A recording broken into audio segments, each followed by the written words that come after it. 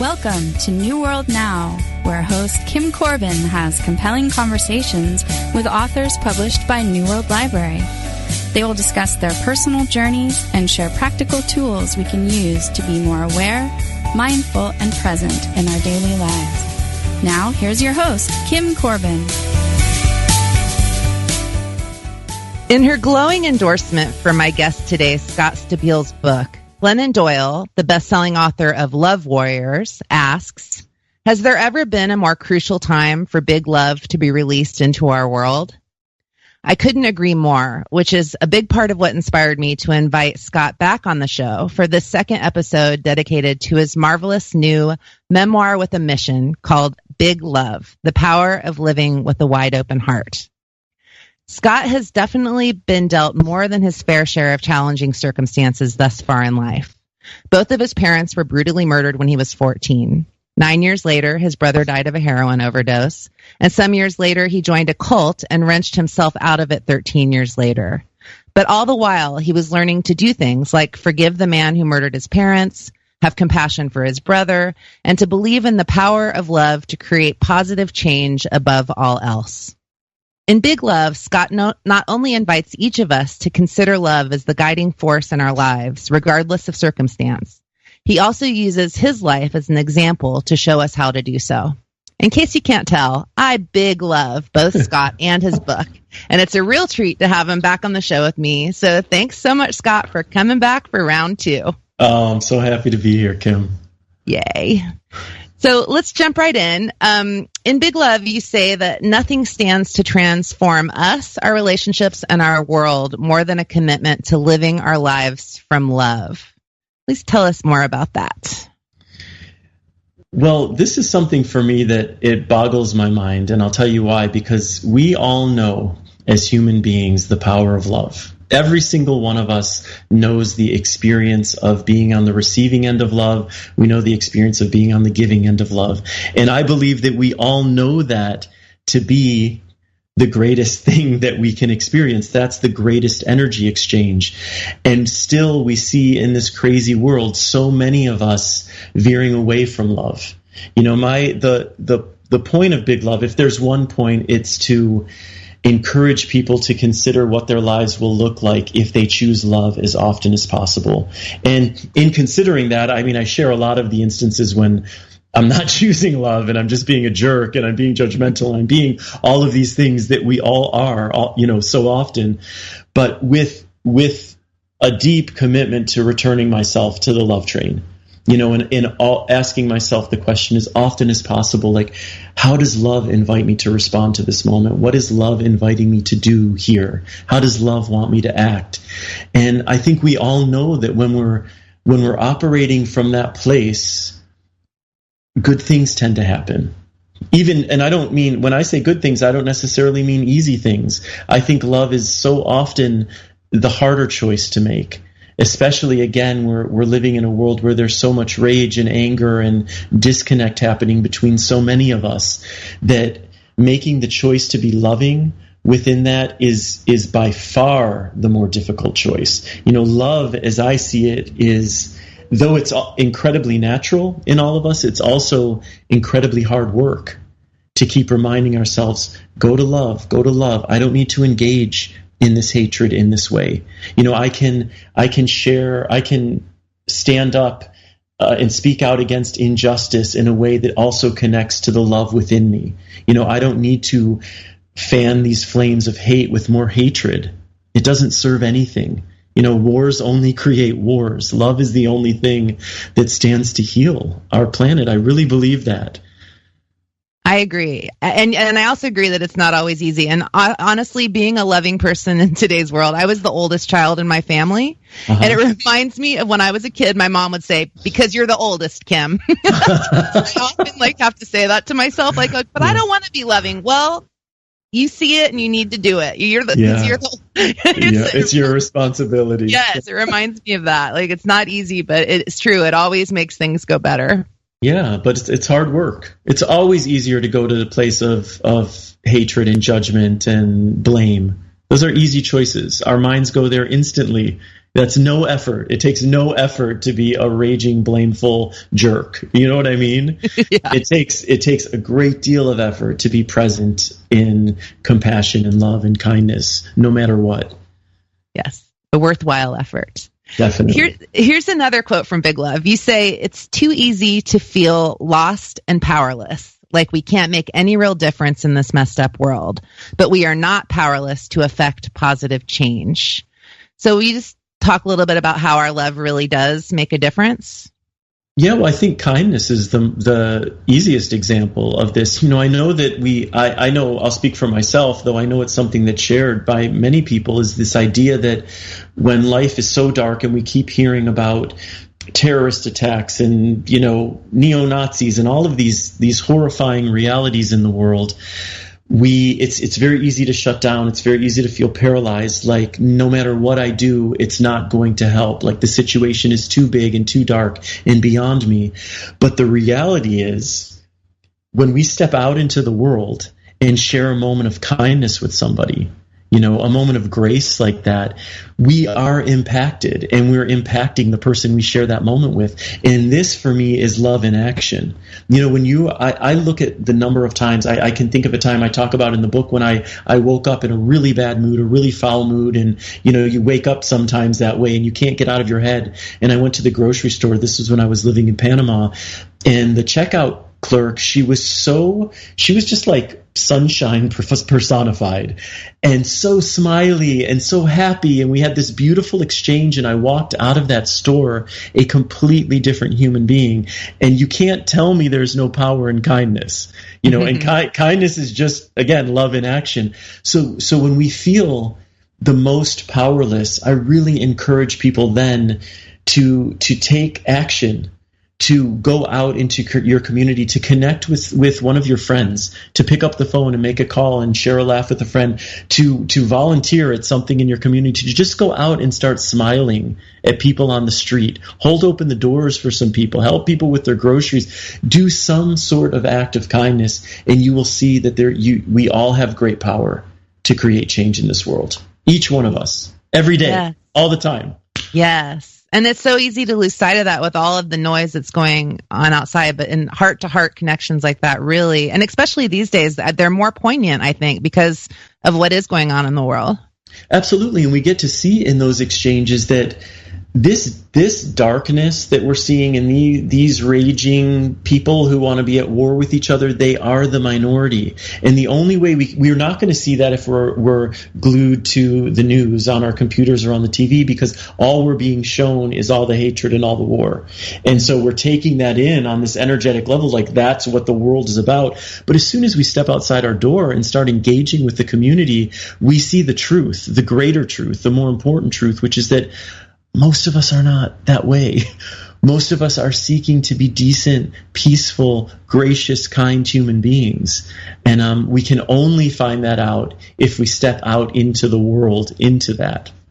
Yes, yes. And I'm curious how this intensely divided political environment that we currently find ourselves in has shifted your priorities, if it has, and or how it's affected things on your page and that sort of thing.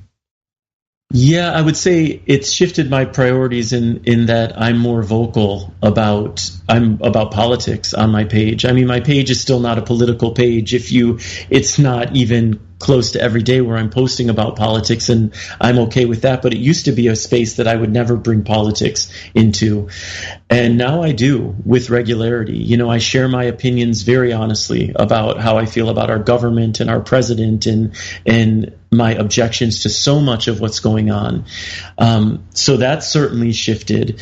But it's just on a more personal level, it's this political environment is forcing me over and over again to reconnect with what I believe about love, to check in with myself, to see how I'm operating, even in my objections to injustice. What energy am I bringing to those objections? Can I be communicating from a place that is more loving, that is more empathetic, that is kinder?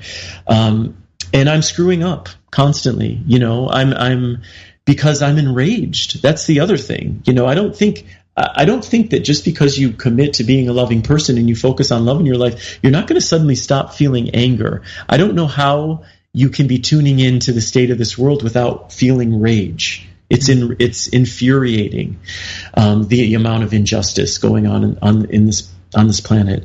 But it really, my commitment is to love, and my belief is in love as the greatest healer. So I'm always really daily checking in, like, what space are you operating from, Scott? Are you contributing in a positive way or not?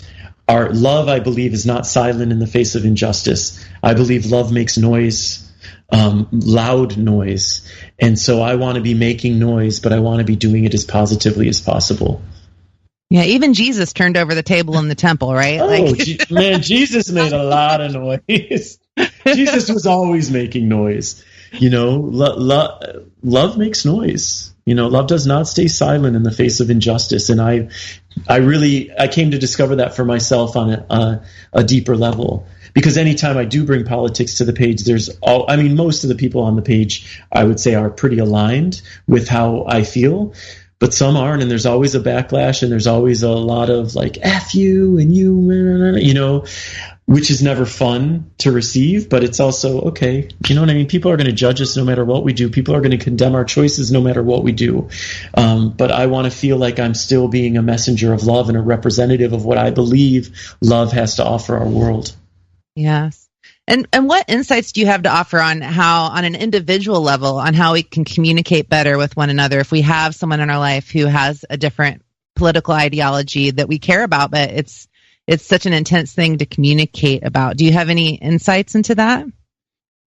Well, I have some insights, but I'm not always successful. Yeah, well, that's okay. Yeah, one thing I would say, one thing I would want to make clear is I don't feel the need to engage in dialogues with people who are committed to hate.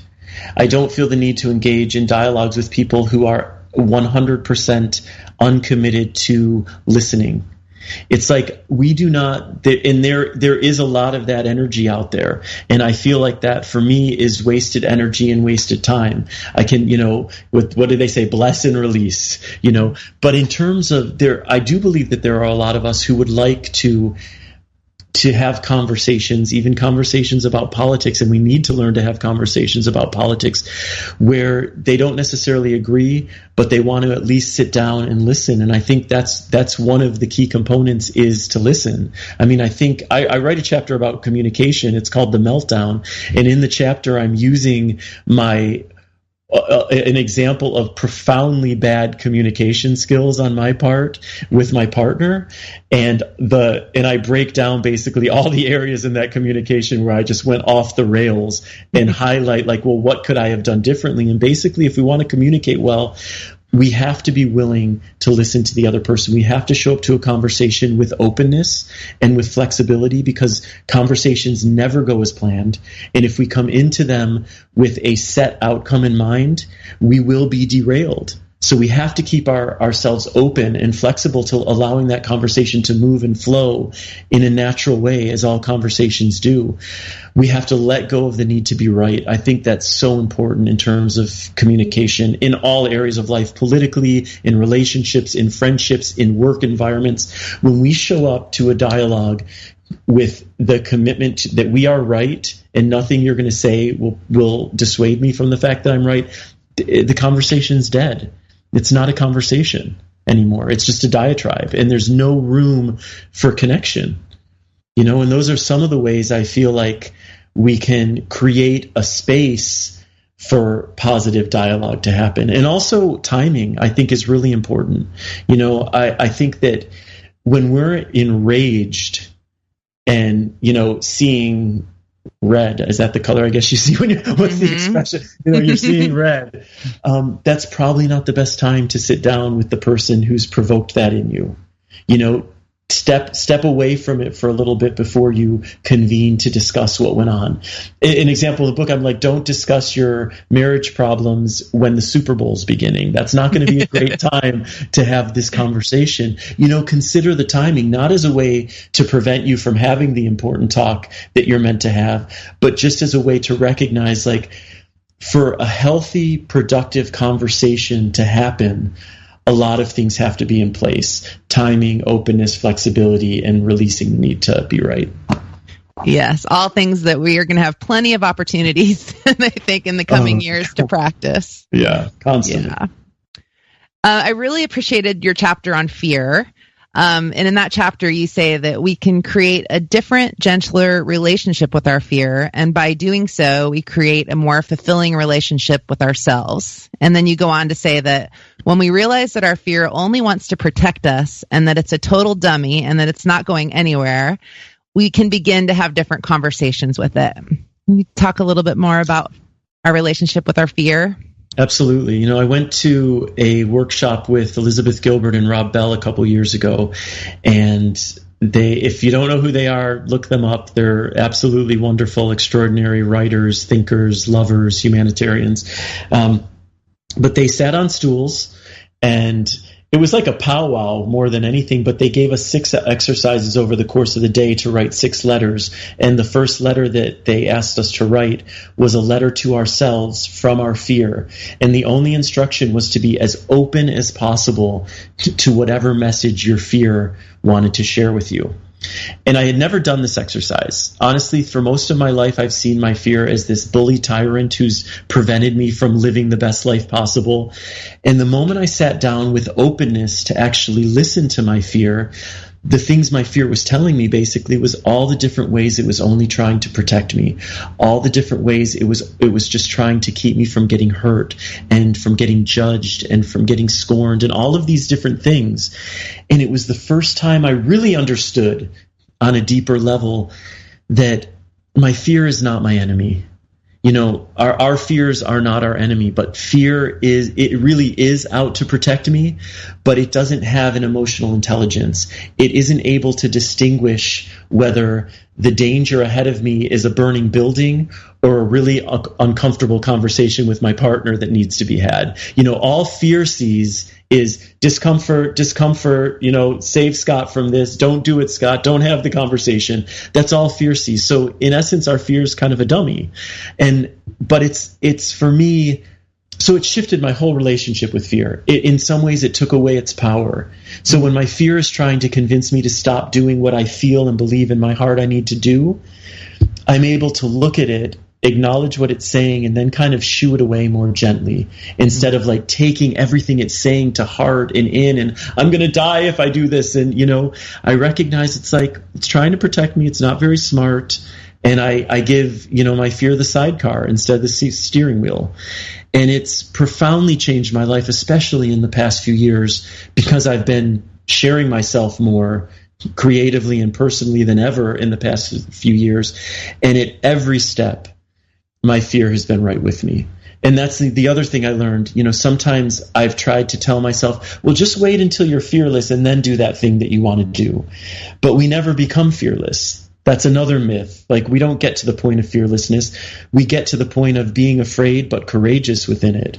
And we learn that we can move forward with our fear. And the more we do that, the more we're able to do it. Not because our fear disappears, because it doesn't disappear, but because we see that we are still able to make courageous choices and just carry our fear along with us. Yes. And what words of wisdom would you offer to someone who's feeling completely freaked out by the prospect of making a big change and by all the steps necessary to make that change happen? I would say deconstruct the situation. You know, so often I write about this in Big Love as well. So often we're standing at A and our goal is Z, and we look at the full picture and we're looking at Z and we're imagining all of the unknowns it's going to take to get to Z, and we paralyze ourselves from even stepping off of A. And what I really encourage people to do, a couple things. One is to remember that from step A, the only place you need to go is to step B. Mm-hmm. Now, step B could just be making a phone call. Step B could just be sending one email. You know, step B could be running to the hardware store and taking measurements. Whatever it is you're trying to do, whatever big change you're trying to make, from A to B is typically going to be a palatable step. Like, you can do that. And then from B to C, you can do that also. So instead of feeling like you have to get from A to Z, remember you don't. You just take it one step at a time. And suddenly you find yourself at J, and suddenly you find yourself at R, and suddenly Z is feeling, a lot more accessible. The other thing I would really encourage people to do is, especially because big changes are always uncomfortable for all of us. I'm someone who loves change, and it's still always horribly uncomfortable, So what I recommend people do is to consider, because you know that what you're about to embark on and what the choices you're about to make, they're going to be uncomfortable. They're going to create some havoc in your life. Look at all the different ways you can make those choices as comfortable as possible within that reality. This comes back to self-care, which we talked about when I was with you the other time. The idea that if I know that quitting my job is going to completely freak me out, even though I'm miserable in my job, even though I'm ready to quit it, like, what 5 or 10 things can I do to make that quitting as comfortable as possible? And that may be lining up 50 different jobs that you want to send your resume out to, putting away some savings for the next rent. So, whatever it is, whatever choices you can make, we can always be considering our comfort within the context of uncomfortable decisions and choices and actions. Mm. And that's helped me a lot. I love that. I think sometimes comfort gets a bad rap because everyone's always like, comfort zone makes you stagnant. Comfort, and it's like it's a paradox, because you also have to be comfortable in order to take the step forward. Yeah, and the step forward is going to be, you're going to be already well out of your comfort zone. If you're moving, if you're quitting your job, like, you are immediately out of your comfort zone. So how can you make it as comfortable as possible, knowing that it's not going to be possible to be totally comfortable? Yeah. But take care of yourself within it. Yeah. Yeah. We have just a few minutes left, and I'd like for you to talk a bit just about what you most hope that readers will take away from your book, Big Love.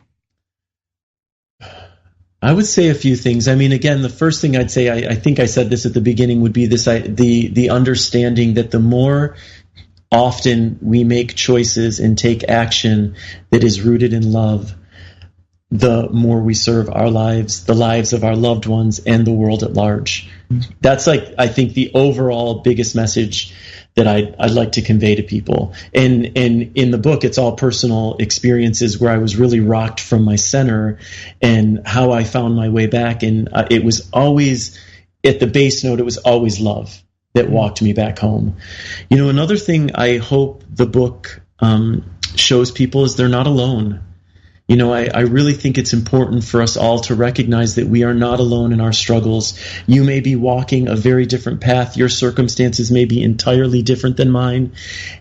And yet we all know all of the feelings. We all know what it's like to feel horrible and worthless. We all know what it's like to succeed and triumph. We all have the experience of living the full human spectrum of emotions and circumstances.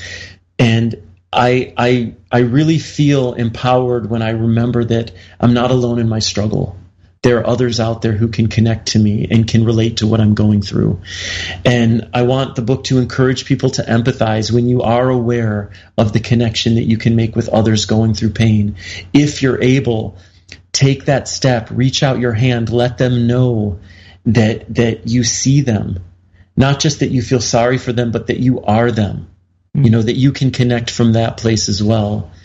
I want people, I hope the book makes people laugh. There's some heavy chapters in there, absolutely, but a lot of the chapters I really tried to infuse with humor. And because for me, one of the great gifts of being human is laughter and having a sense of humor and recognizing that this is a crazy trip, like the human experience is a crazy, weird experience, and that, like, it's okay to laugh about the ridiculousness of it.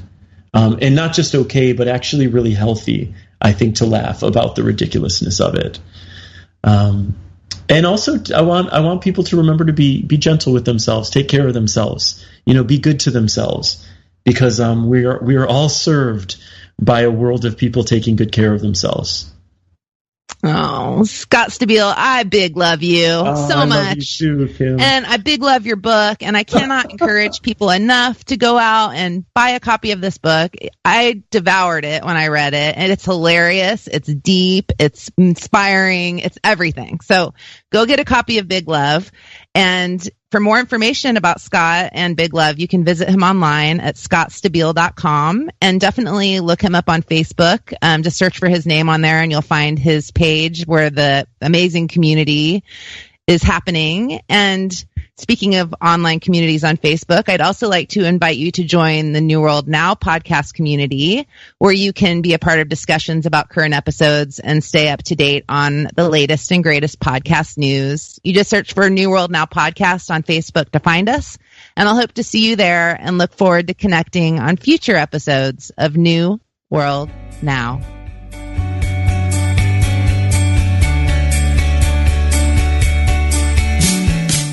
Thank you for listening to New World Now with Kim Corbin from New World Library. New World Library publishes books and audios that inspire and challenge us to improve the quality of our lives and our world. For more information about their books and authors, you can visit them online at newworldlibrary.com.